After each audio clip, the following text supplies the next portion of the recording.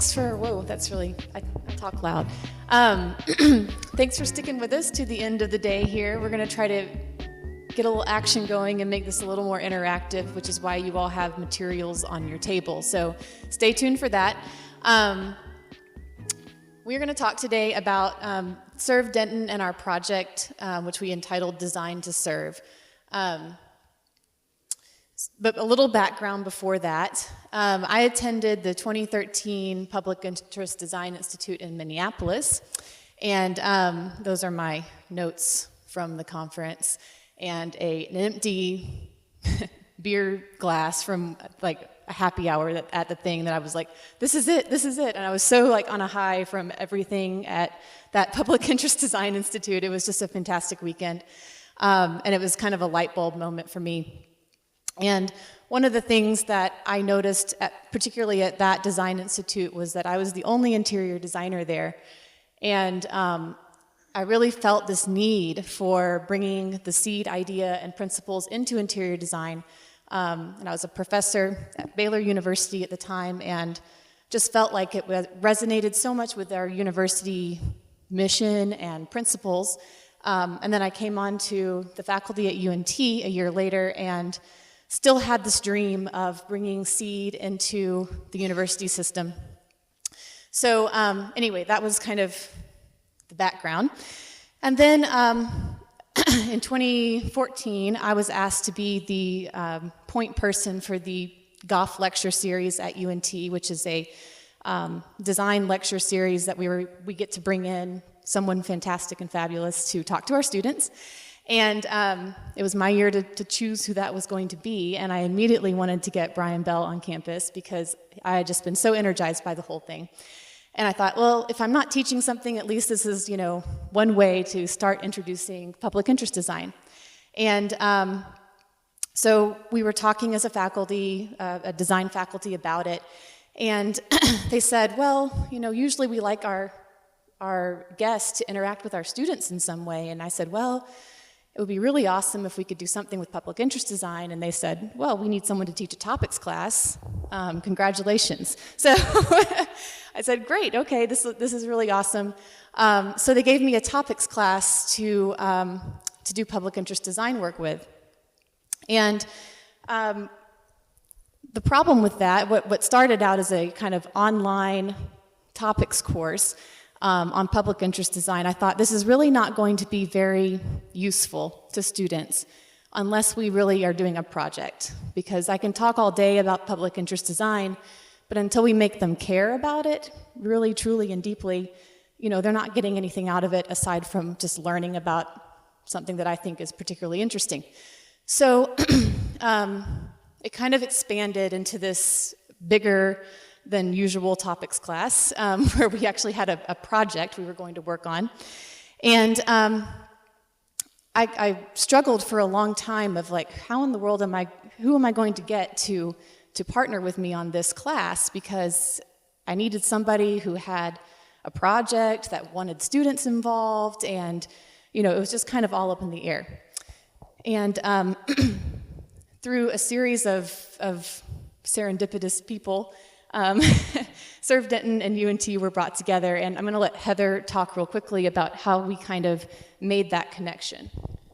Sure. Well, I'm Heather Quinn-Gage. I'm the operations director at Serve Denton, and we use the university a lot. In Denton, we have two universities, UNT and Texas Women's University, but it's usually free or cheap work and really high quality work, and the students are looking for practical, like Greta said, projects out in the community. They want to make a difference.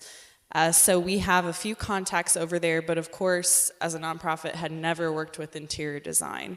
So one of our contacts, who's actually one of our board members now, was more of an administrative person at UNT, heard about the project through maybe a mass email, and she immediately thought of us because, like Brian said, we're kind of more focused on the facility and location. So once we heard about it and saw all the parameters of community involvement, interior design, we were like, this is a perfect match for us. It was crazy, so we immediately wanted to do it.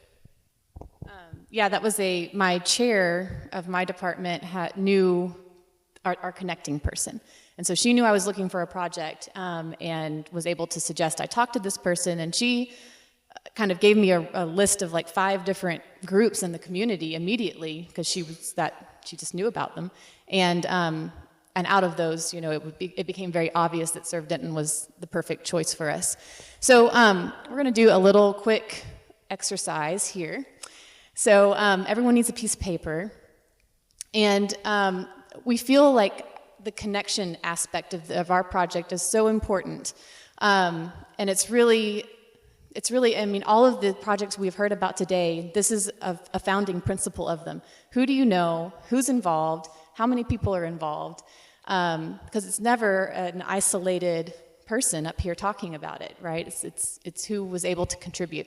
So we want to challenge you today to really kind of do a connections kind of mind map. And we're just going to take like 5 minutes to do this and just get you thinking. So we want you to consider a project, any project. So this could be a real life project that you are currently working on. It could be a dream made up project. If you're a student, this could be a student project, whatever. It doesn't matter if we'd like it to maybe be something socially interesting as far as public interest goes. But anyway, make something up in your head. List your design team. Maybe it's just you right now, and that's fine. Maybe it's quite a bit of people. Try to think through your project and who is already involved. List any other contributors you might already be using. Maybe they're not main design team people, but they're people you've reached out to. Think about what are your gaps in your team? What are you missing? What are some of the, what do you need to find? Is there a type of person who might make it easier? What are some of the areas that are costing you a lot of money? Some of these things that you'd like to maybe improve upon. And then who do you know that might fill the gaps? Is there someone you know who might know someone? Maybe you haven't thought about utilizing a university. I'd like to challenge everyone to think about what ways could a university get involved in my current project. And let's see, what was it? Are there any areas you might engage in unusual resource? For example, a class of university students. Think outside the box.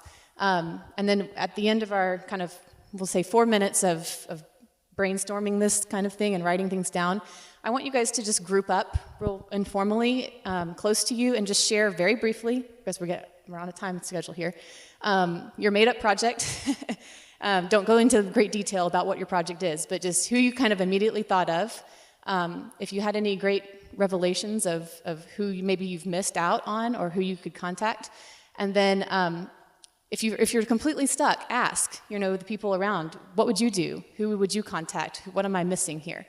Because it's all about connections. So take 4 minutes, kind of think, and I'll tell you when to group up and share.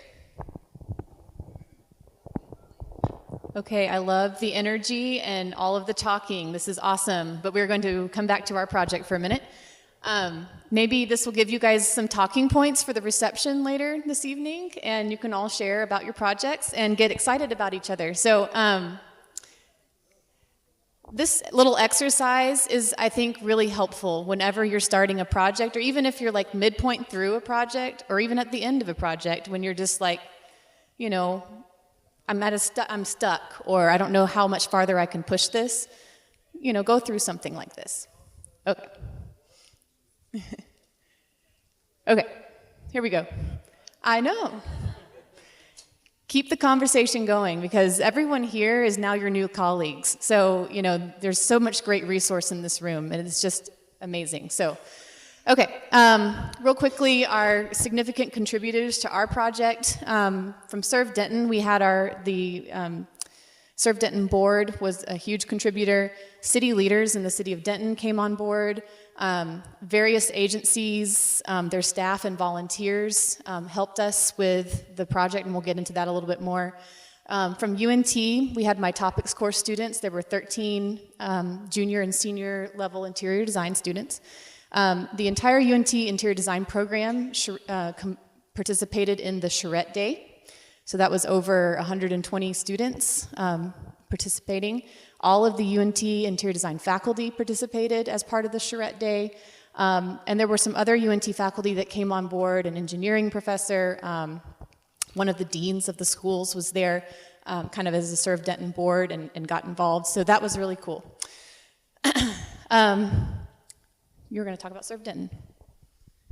So like Brian mentioned earlier, the idea behind Serve Denton is kind of a one-stop shop for health and human services. So this kind of describes the problem that we see in Denton. That graphic in the middle represents our largest demographic of need, which is a single mom with 2 to 3 kids.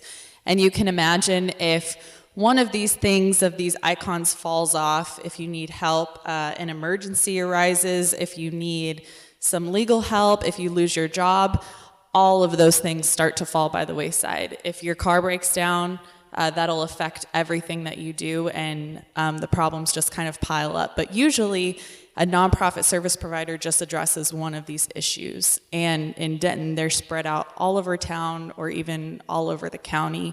We have about 125,000 people in Denton. So it's a good-sized town, but the resources are not there, even though we were the 7th fastest growing city in the US a few years ago. Our safety net hasn't grown since the 90s, so we have the same amount of funding. So the question behind Serve Denton is, how can we maximize those resources and get more people back on their feet instead of growing the number of people who are in need in Denton?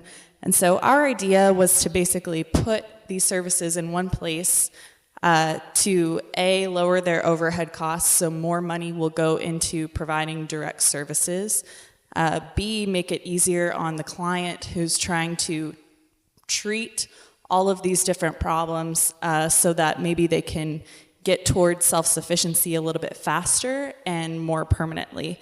And like I said before, in Denton we have 2 universities, a great wealth of knowledge and talent that's not necessarily being utilized in the nonprofit sector. So this was a huge opportunity for us and for all of the nonprofit agencies that we serve in our facility to get more connected with that talent and with those great resources. On my end, the bulk of my preparation for this endeavor happened by trying to figure out how in the world am I going to teach 13, junior and senior level students how to do public interest design in half a semester, because our charrette was right in the middle of the semester, and which was a really daunting kind of task. So our primary text for the class, I don't know if you guys are familiar with Henry Sanoff's book, Community Participation Methods in Design and Planning. Of course, our wonderful new public interest design practice guidebook was not available at the time, which would have been definitely up here on my list. But we did use some of Brian's other books as supplementary texts, some of the ones you've already seen, and then a slew of articles and videos just talking about what in the world is public interest design, what do we mean by social design, what do we mean by community design, how is this different from what you guys have been doing the whole time you've been in the program. So that was a big kind of thing. We used 4 different kind of practice guidebooks. These are all available for free download on the internet if you go searching for how to do community charrettes and community engagement and things like that. So we had the Boot Camp Bootleg, we had the Human-Centered Design Toolkit, and the Nesta's DIY, and the Social Design Methods menu. And these were all texts that the students were required to read through, kind of sift through all of these different methods. I mean, their poor heads just exploded. And kind of figure out what in the world they were going to do, and I'll get a little bit more into that. This is the exterior of the proposed building, right, where Serve Denton is now, their administrative offices, which you can see from this image is kind of not overly inspiring, I would say. This was given to them by a church. You want to explain how you got the building? Yeah, so Serve Denton has been a really old idea in our community going back to the 70s, but they could never make it happen because the real estate market in Denton is really great. There's lots of students, so lots of investment properties, and they could never get the property to tie up with the project. It needed to be a central location to make it convenient for the people who were coming there, and it needed enough space to fit upwards of 15 nonprofit agencies. So Denton Bible Church is a church in Denton that has a 16-acre campus with lots of buildings. And this building in particular was really underused. This was their first sanctuary. It was built in 1990. It's 32,000 square feet, the entire building, just not being used at all in the main sanctuary area. There were basketball hoops in case some kids wanted to come play in there. And like Greta said, right now our offices, we already have 4 agencies in there. We're just using this little room on the 2nd floor. So this design was going to be for when we had control of the entire building, which we actually are getting next month. So this is where we brought the students when they first saw Serve Denton, so they were all kind of like, "This is our design project. You're crazy," and I said, "Just wait. You're going to see the potential for this space. Hear the story." So, let's see. Sorry. So here's our workshop day. This was a really integral part of the entire. I would say this is probably the most important day, aside from the charrette day, in the course, because what we did is I got all the students together. We went and toured Serve Denton. Here you can see us. We're on the balcony, if you're in a church, this is balcony church seating overlooking that the Great Hall area. Here you can see the basketball goals. They've got these windows way up high that have really ratty curtains and shower curtains. That's great. And windows that are half covered up by foil, and it's just kind of all kinds of great design potential there. So the students are just like, what are we going to do with this? Then we toured the Dallas Center for Community Cooperation, which is a group here in Dallas that works a lot with nonprofits, and learned just a lot more about kind of what does it mean to be a nonprofit and how do they function. And then we met as a class and did a mock charrette, which was really, really, really critical because, again, these students have never done a charrette. They've never, participated in this, and here I'm asking them to lead a charrette in 2 weeks. So we went over kind of general principles of charrettes, how to you even organize them, what are some of the methods that you might want to use. And this is where those method toolkits had come in, and they had been reading them, and so they had brought ones that they thought were really interesting or inspiring, and so they all shared together and thought about that. So here they are kind of going through a mock charrette for a fake project. And one of the things that we had talked about early in our conversations between myself and Serve Denton was we had established these 4 themes that we wanted the students to address in their charrette. And those were to create a collaborative environment, create a welcoming environment, create a safe and secure environment, and create a flexible environment. So those were kind of overarching ideas that the students needed to grapple with within the charrette process. And then here on this board, we kind of talked about various ways to break this project down because it's obviously 32,000 square feet. It's a pretty big space. And Serve Denton was asking us to look at a wide variety of spaces within that space. And so we were breaking things down into entrance, central intake, counseling rooms, and you can kind of, classrooms. There was all kinds of things. I can't read this from here. Anyway, you can read that. But lots of different areas within the building itself that the students were going to have to gather information about from the charrette experience. And part of this was completely derived from this awesome graphic that Serve Denton has, which is their needs ladder, which looks at what are the 19 basic needs. And I'll let you talk about this because this is your thing. Sure. We got these categories from the Department of Housing and Urban Development. These are some of the things measured in the homeless management information system that everyone collects their data on.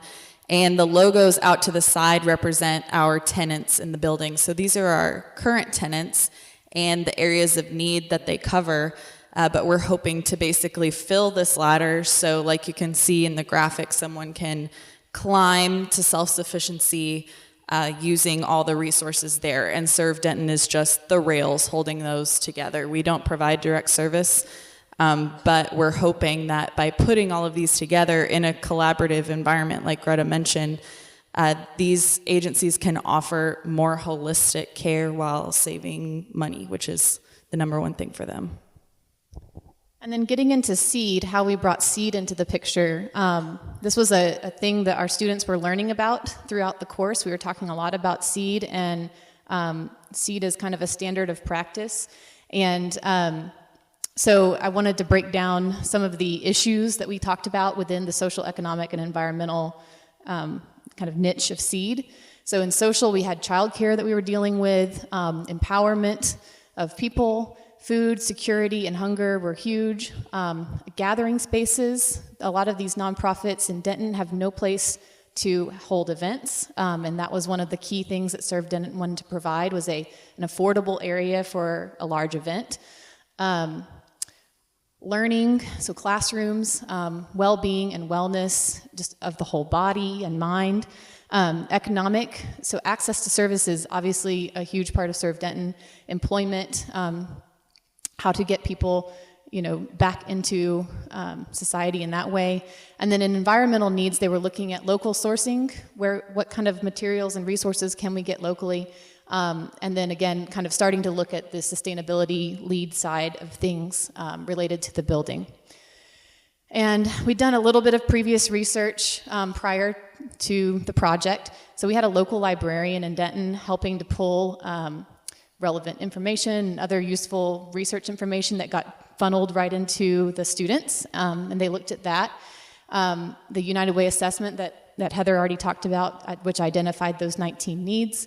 And then they had done a previous charrette for the child care facility that was in the, that is included in this kind of design, and we already had that information, so we were able to look at that. This was also a previous proposed plan that I looked at with Pat Smith, who is the director. Yes, thank you. And Heather, before we even started, and this was kind of where they were. And I'll show you the existing floor plan in just a second, but these were counseling rooms. This was some classroom and a boardroom meeting area, and a food pantry back here, and a new commercial kitchen. And, but we decided in our meetings to kind of not show the students this and completely, just see where they took the building design. And so they were really willing to just let them be free to think about the space and see what they came up with, which was a huge kind of risk for them. But it really, in the end, worked out exceedingly well. So this all led up to our big charrette day. And this was a huge undertaking. We had, like I said, 120 interior design students there to provide manual labor. We had faculty members who were kind of mentors at each table. We timed our charrette to be when Brian was giving his golf lecture, so he was there as a mentor to one of the teams.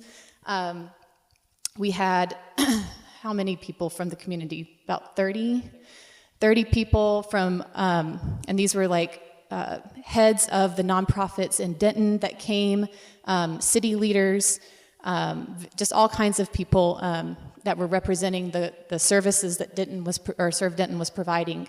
And they all came, and we kind of met in these different collaborative groups.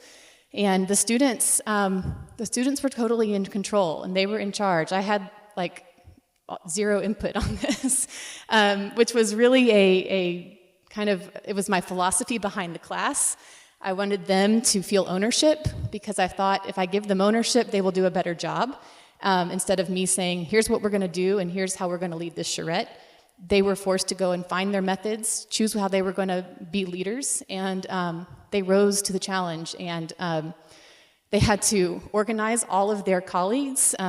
So, if you get in a room with designers, as you all know, we liked our own ideas, and we don't budge. And they had to control all of these like groups of probably 20 interior design students to come up with solutions by the end of the day. So there was just an incredible amount of energy in the room. So for the first part of the day, they went through different methods with their community partners that were at their tables, gathering information. So here you see them. This was one group talking to their community members. And the groups that weren't, all of my students were wearing the Serve Denton shirt here, which you can see. The students who were there to help in the second part of the day were required to be there in the morning and listen and take notes and kind of be involved that way. And then I just wanted to share just a couple quotes from some of the community members that participated, so you can see that there was really well thought from that part. It was a privilege to serve alongside UNT and Serve Denton to help shape the future of Denton nonprofits. It's encouraging to see our recommendations and opinions taken into consideration and reflected in the design of the center. So it was really well received. Here's some more processes that they were going through, and they were all doing different things. It was just really cool to watch. And then in the second part of the day, all of the community members left, and we spent probably 5 hours working on these different areas, so like the entryway and the food pantry and the childcare facility and all of these areas, coming up with proposed design solutions based on what had been talked about in the morning charrette. And that's where all of the interior design people got involved.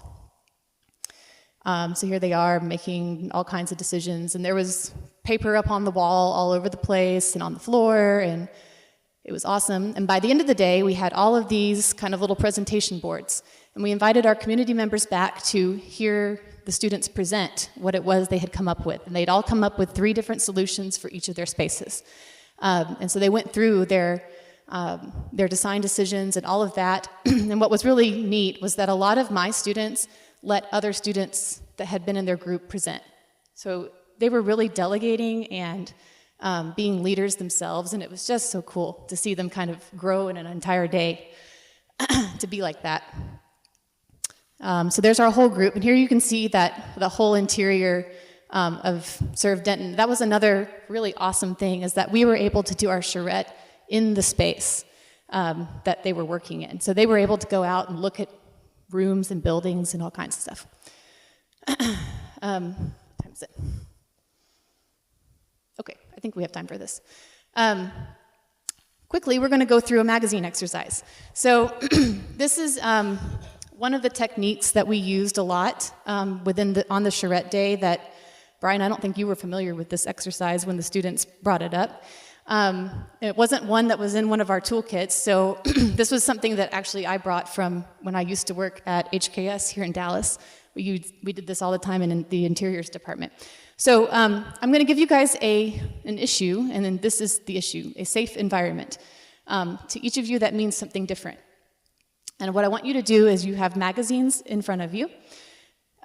This usually works better if they're more diverse magazines, but these are what I had in my office. So take a magazine and quickly go through, and you have to share them. Pull out, rip out, it's okay, an image to you that represents a safe environment, okay? Let's not take too long to do this, so something that represents a safe environment. The entire image does not have to apply. It could be one little thing about that image that represents a safe environment. Okay, so we're going to get into some smaller groups now. So around the room there are these white board pages things. So find a group that has a white page and gather around. And what I want you to do is share your image and say what specifically it is about that image that you find to represent a safe environment. And I want someone to be a scribe and to write down on your sheet what it is that the key words or what it is about it that's a safe environment, okay? Again, let's do this pretty rapidly. Okay, so what were some things that that you noticed about this? What were some observations that came out of doing this quick, really fast exercise? Yeah. Anything that related to a home environment? Okay, so home was safe. Was that a consistent theme, like across a lot of what everyone picked in that group? Well, kind of, I guess. Except for her seal. I was a picture of a seal. A seal. It's a safe seal. He's not. It's a safe seal. Anything else? Any other, like, did anyone have any revelations about kind of, because you were all coming, you don't know these people, right? You're all strangers. So were there consistencies that arose between your thoughts? Yeah. Cleanliness. Ooh. Materiality. Cleanliness and materiality. Yeah. A lot of us had images of nature, or at least a window to nature. Okay, nature and a window to nature. Yeah. The group had a lot of dining room tables and gathering places. So family. So you can see how I love this exercise because it's graphic in nature and people are able to usually, like when they can't explain something just out of words, they can find a picture of it. And then it becomes much easier for you as the charrette leader to say, but what exactly is it about that picture? Because someone can hand you a picture of a room with a black ceiling and black floors or something and white walls, and you're like, okay, well, is it because you like black and white? And, no, it's because it feels enclosed. Or, so it challenges people to come up with exactly why they feel that way about something. And this is the kind of information you're trying to extract when you're doing these charrettes and things like that. So there's all kinds of methods like this, but this is one that the students really utilized, and it was an easy one for them to utilize, but produced some really great results. So I just wanted to kind of let you all experience that. And it's fun to rip out a piece of paper. So after our great charrette day, when we were all just physically exhausted and mentally completely drained, we had a couple weeks before we had an exhibition. And so one of the things about SEED, right, is that we should explain our solutions again and again and again and regenerate feedback every time we can from all of the stakeholders. And so this was one way that we decided we would do this. So the students would put together, based on all of that charrette information, then they came together as a class. This is now my 13 little students, and they had to come up with a floor plan to start with that we could present to Serve Denton and their stakeholders and say, how close did we get? Based on all the stuff, information you gave us. So this was our Design to Serve exhibition, which we held at UNT, and we again invited all of the folks back. And this is just part of it, but this was kind of their preliminary expanded view plan, a couple different ways. They had some really, not very thought through, yet perspectives, but some ideas that they could give to people and talk about. And what we had people do is write notes to the students about what different areas they had a problem with or thought were awesome or whatever. And so these were just what came out of that. We had kind of we had the plan labeled with all these numbers, and so they could write the number of the area they were talking about and then explain, we need more space, or I love that the entry is here, or whatever it was that they thought could use improvement. And so this was really, really helpful because this was our second level of feedback from the stakeholders. So we took that information and came up with our first plan. So this is the existing conditions of the building, which you can see here. There's kind of a lot of weird entry points. So this is kind of the main entry over here on the side. There's kind of a lobby space, but there's also this entry, which you can't really see from anywhere. This is the entry point to get into Serve Denton's offices. There's also this weird entry back here. And there's a lot of these long, dark corridors with, obviously the facilities are on the outsides here. There's a giant stage. So this was kind of what we were starting with. Here's the upstairs with the balcony seating overlooking that space. And so here's what the students came up with, which I think is amazing. So I think the biggest thing, and Serve Denton would say this as well, that came out of the the charrette day was that the entrance, which was over here, needed to be relocated to this area. And so the students actually proposed expanding the walls to cover what was kind of a porte-cochere drive up, and relocate this entry here, because when it was here, it was visible from the bus stop, it was visible from two main roads that were kind of bisecting the campus. So when it was here, it was lost, and it was very difficult to find.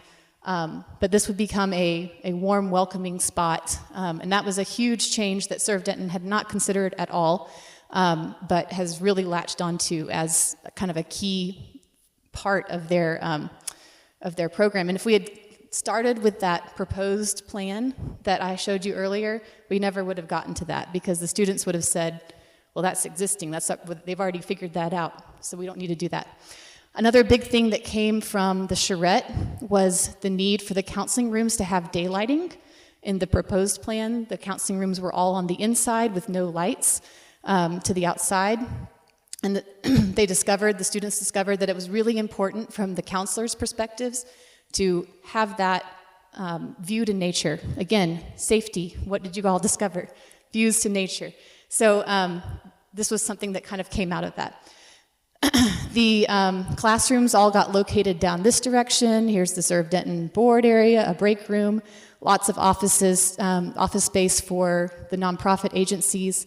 The catering kitchen was already pre-designed for us, so we left that how it was.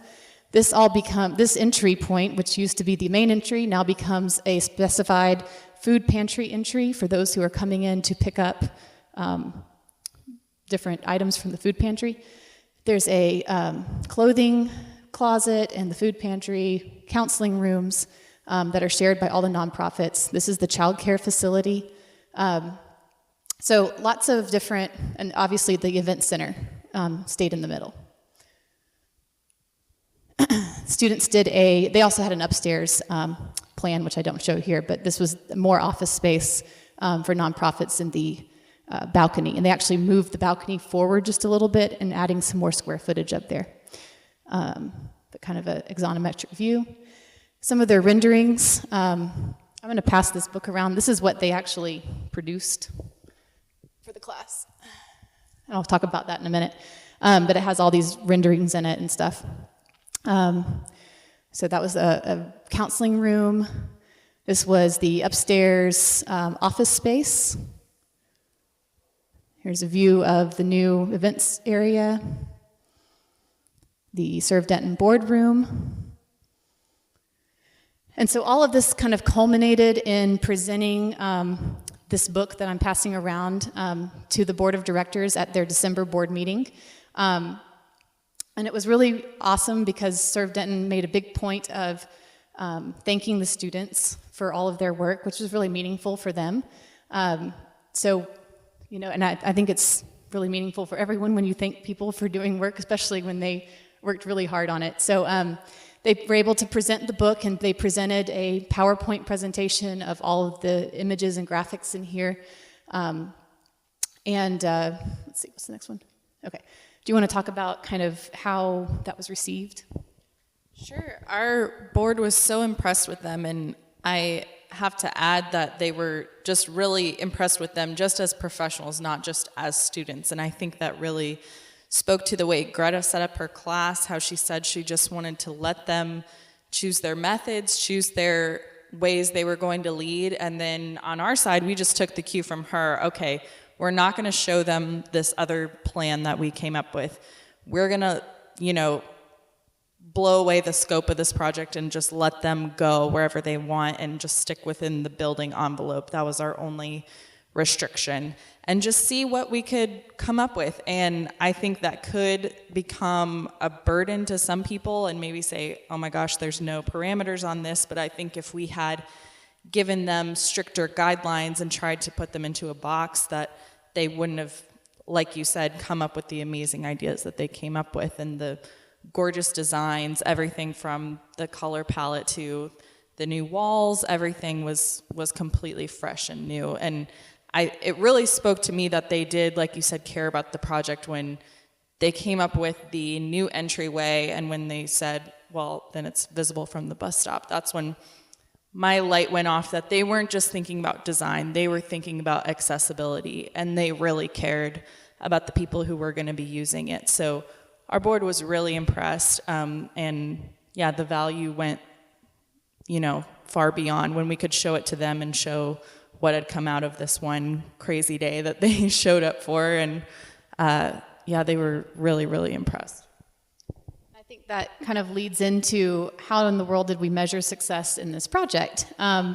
And for me, it was a semester-long project, so my goals were related to it being a semester long. I wanted the students to have enlightenment, like I had, about public interest design, and kind of the true meaningfulness it can bring to practice. Especially at junior and senior level, they're starting to get burnout. And I was hoping that this might kind of, give them a little more design juice to finish out their studies and just be excited about the possibilities of design. Growth and leadership skills, because again, I knew I was going to be asking a whole lot of them as far as organizing things and leading large groups of people.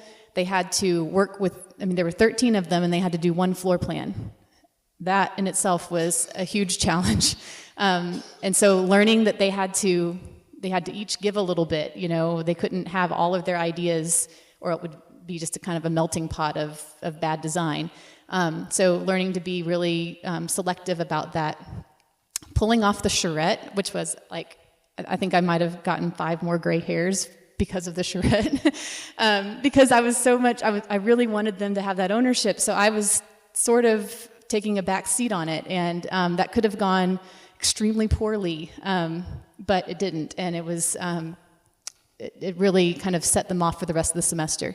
And then we really wanted to focus on creating a final product that would be useful to serve Denton. That was our material goal of the project. And so, that's this book, which I think is just beautifully designed in itself. It's a beautiful marketing piece that Serve Denton now is able to use to talk to investors, to talk to other nonprofits about here's our vision, and we've got the space designed, come be a part, for grant money. All of these things were things we talked about with the students of, this is what your work is going to go to continue to do. And that's, I think, when they started to really get on board with the idea and see the possibilities that their work could then continue on past the semester. You want to talk about?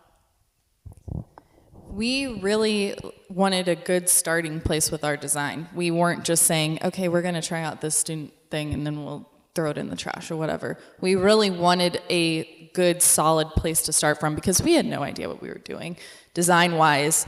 When you work for a nonprofit, it's kind of like, oh, very feel-good idea, let's do this. And then we get into, okay, this has to be redesigned, especially in that building we're in.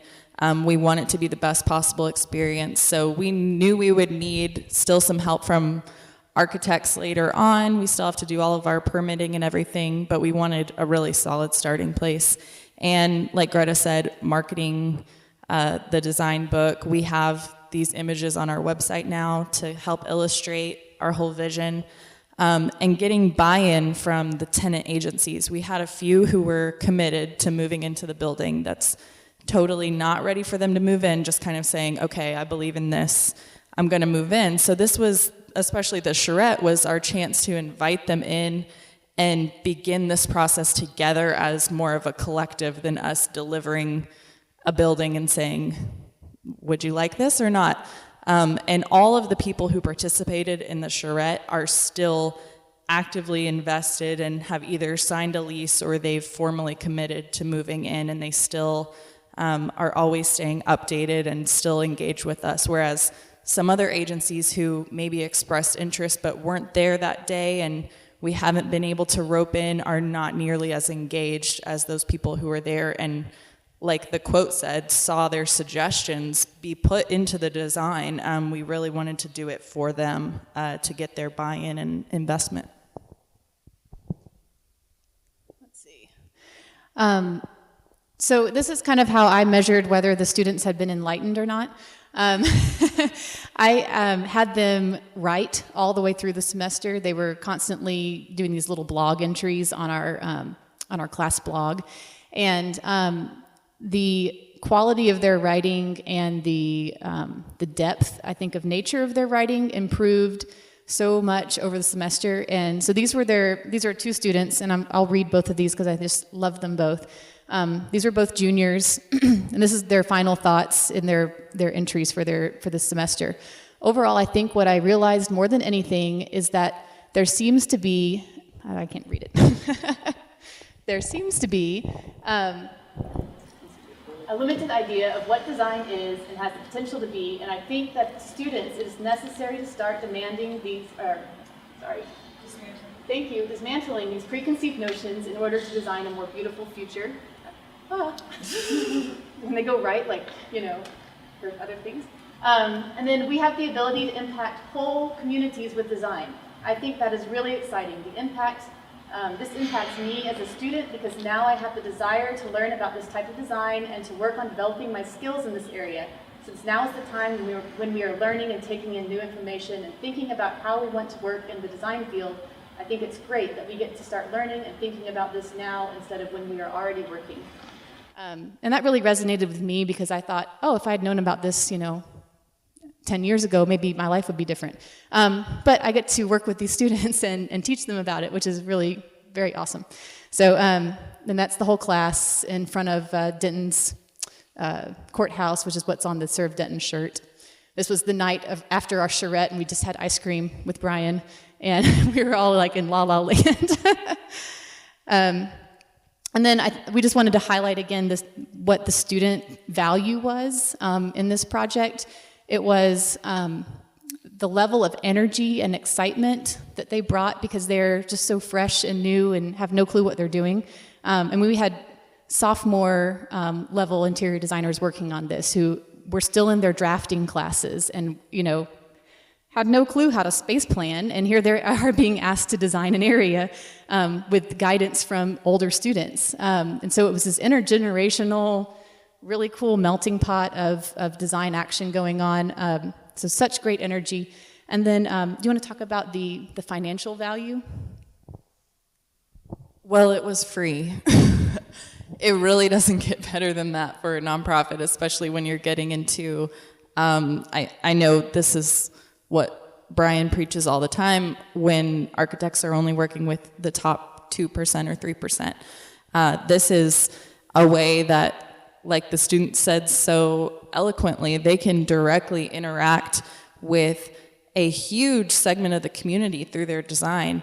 The financial aspect was huge for us.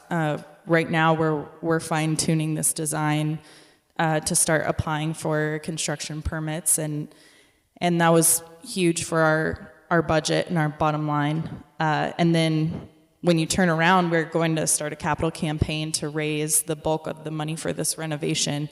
And now we have materials and things to show these donors to say, we've thought this through. We're, not just your average nonprofit who doesn't know how to handle money. We have a design, we know what we're doing, and really convince them to invest. I don't know how many people have worked with or for nonprofits before, but that's huge and really sets you apart, especially when you want to raise that amount of money to have these professional looking images and products without having to actually spend all that money that you don't have. And the charrette itself, as far as budget went, was really incredibly reasonable. We used the existing space, so we didn't have to rent out when we originally were looking at this, we were thinking we were going to have to rent out a Holiday Inn's ballroom or something. The problem the nonprofits have. Right. And we went in and saw the space, and it was just like, oh, hello, we'll just use this space. It's awesome. And then, we had that. Serve Denton got one of their community partners to cater our lunch for us and served all of the community people and the students who are voracious eaters. And again, it's another one of those, like, if you provide food, they will show up. So, that was really key. And then, it was just like very minimal supplies that we had to purchase for the whole charrette event. So don't think this is outside of your budget to do if you work with the right people and say, hey, we're going to have to provide lunch. Who do you know? there was a restaurant in town who was willing to be involved, so that was really cool. Okay. Next steps. We kind of talked about this. You want to talk a little bit more about where you're going, or you're good? Okay. So we wanted to leave you kind of with some lessons learned. So including stakeholders is essential to buy-in, which is what Heather was talking about. Do you want to speak about that more? Yeah, including our board members and our volunteers and our staff, I think it just kind of renewed their commitment to what we were doing. And like I said before, if we were just trying to do something completely without the nonprofits' input when it really is for them, that's the whole idea behind public interest design. I'm preaching to the choir. You know what I'm talking about. We should have promoted more client involvement. So this was one, we sort of talked about it at the beginning when Heather and I were working on planning the charrette. We really wanted to get actual clients there, so people who were going to be utilizing the services, whether that was that mom with 3 children or whatever. And this ended up being more of a challenge than we had anticipated. So I think going back, if we had been more proactive about that early on to get those people there, that would have been another level of richness, and was really what we were missing if you're looking at all of the people involved in the process. We didn't have enough supplies. We ran out of sticky notes, and we ran out of big sheets of paper, and students were they were doing crazy things.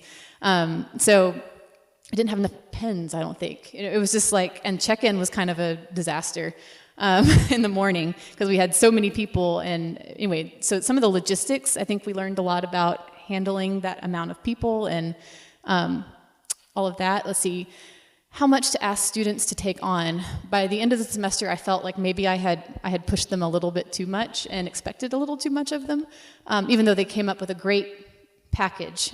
It was probably more work than a topics class should have taken on. But to their merit, they kind of pushed themselves to that extreme too, which is kind of a good thing. They cared enough about the project, they wanted to take it to that next level. And they did. So, it was one of those kind of not good, not bad things. We should have promoted the exhibition more. We had pretty good representation of people there, but it would have been awesome if all of the people who had participated in the original charrette came back and looked. And we probably had about 50% of that. And then when given ownership, students will rise to the challenge. It kind of sealed the deal on my teaching philosophy about that. And I was just beyond, as you can tell, beyond proud of what they put together. These were the nonprofits that participated with us in the charrette that day right here, and some of the other people that worked with us. So that's our project. Thank you. We're proud of it, and we'll take questions.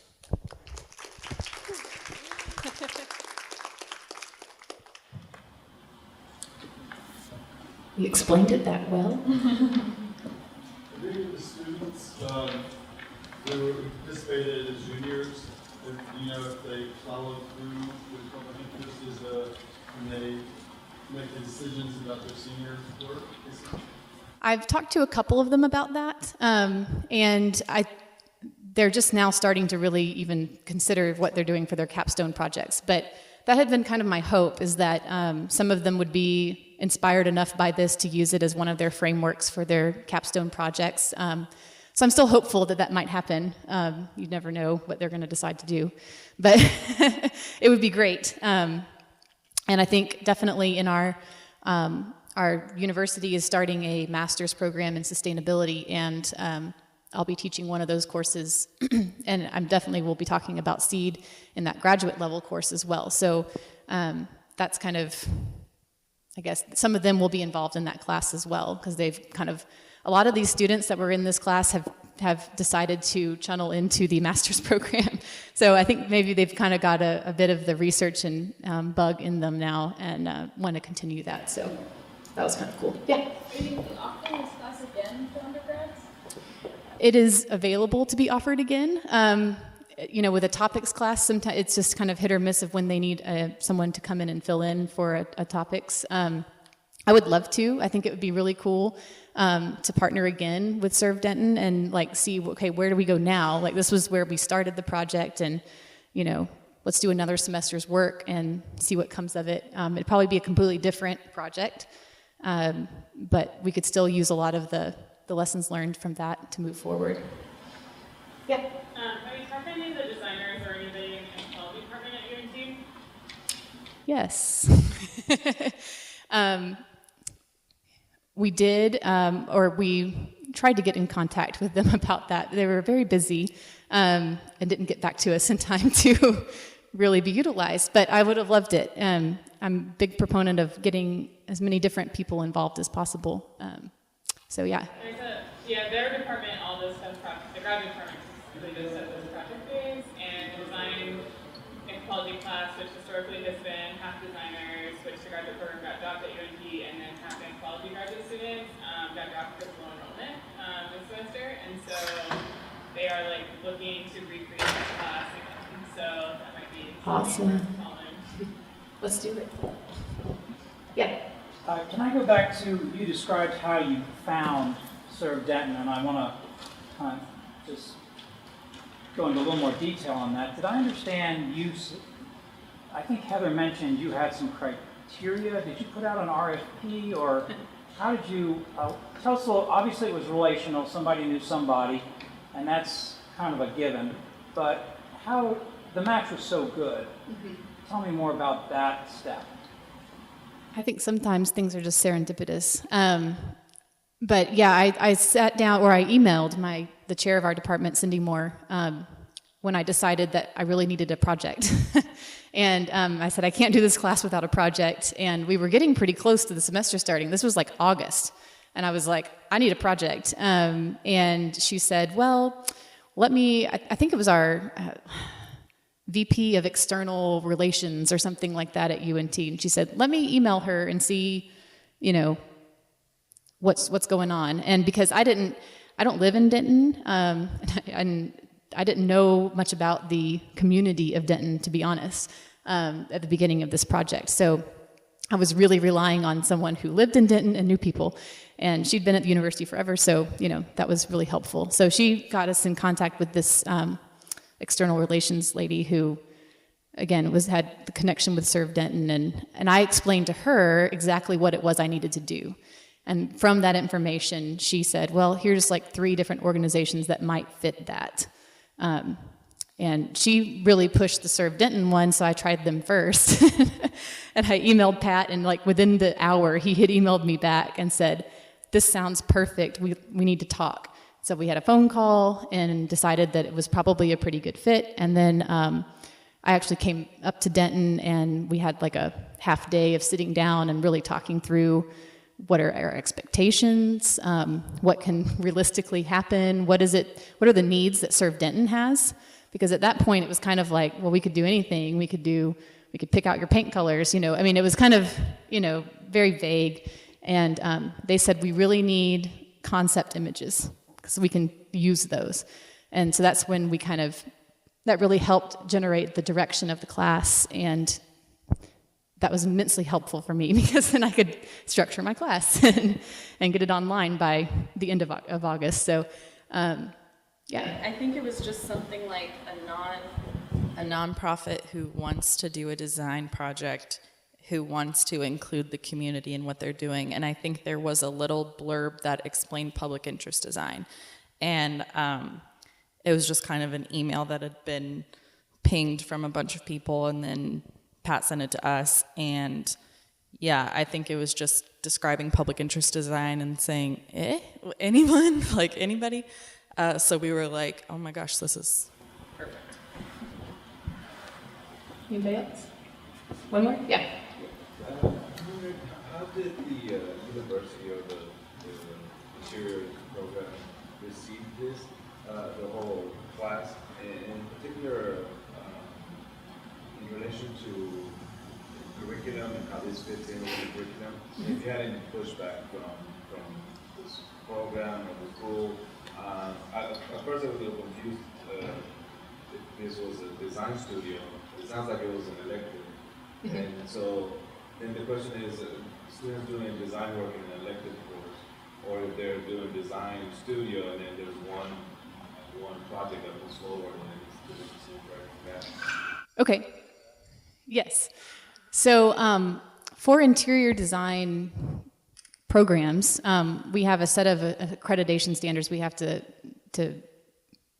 be ruled by, and one of those involves community service. So students have to participate in some sort of community service related something within their program. And so we kind of decided, well, let's just hit it hard with like the entire design program and get a whole day of community service. And then, of course, these other 13 students got way more than they anticipated. Our design department is incredibly supportive and such a great resource. I think everyone was, I don't think anyone knew exactly what I was doing, except for maybe Cindy. And so the day of the charrette, everyone's like, whoa, what's going on? Which was good, that was fine. And everyone was just really excited about it and thought it was a great experience, particularly for the sophomore students, because it really kind of opened their eyes early to a lot of different stuff that they would not have gotten through what they were doing in their studios for sure. Yes, the students also had a studio class they were in at the same time, which was the challenging part, because this ended up being like, I mean, it's a beautiful book and it took a ton of time to put that together, not just the book itself and then all of the documents that went in the book. So it's helpful that it was just one project that they were all collaborating on to some degree, because that was just like, one person was in charge of this image and one person was in charge of that image. And we kind of had to logistically work all that out as a class. But still, it was probably more work than should have been done in a topics level class, just because it's not supposed to be a studio. So I don't know if I bent the rules on that. My associate dean's over there, so I don't know, maybe I did. Eric, did you want to add anything in response to that question? Well, I think that one of the outcomes that Greta said that when during the challenging students will rise to the occasion. I've been teaching for 27 years, and in every situation I find that that's true. And, I mean, there's some students who don't, but as a general class, they almost always rise to the occasion. And so, it was a hard semester, but students that are faced with a tough semester who feel like they're really learning something will go the extra mile to do that. And Greta has great support from the other interior design faculty, so that she was stretching those students a little more than probably they would have been stretched relative to their required basic coursework in interior design. Was all okay. And like I said, a good handful of those students decided to elect into our 4+1 master's program. So this semester they are experiencing graduate level classes in addition to their senior studio. So they're already prepared for it. So. Thank you both very much. I'm going to give a couple of takeaways from you, but let's give them a hand. Thank you.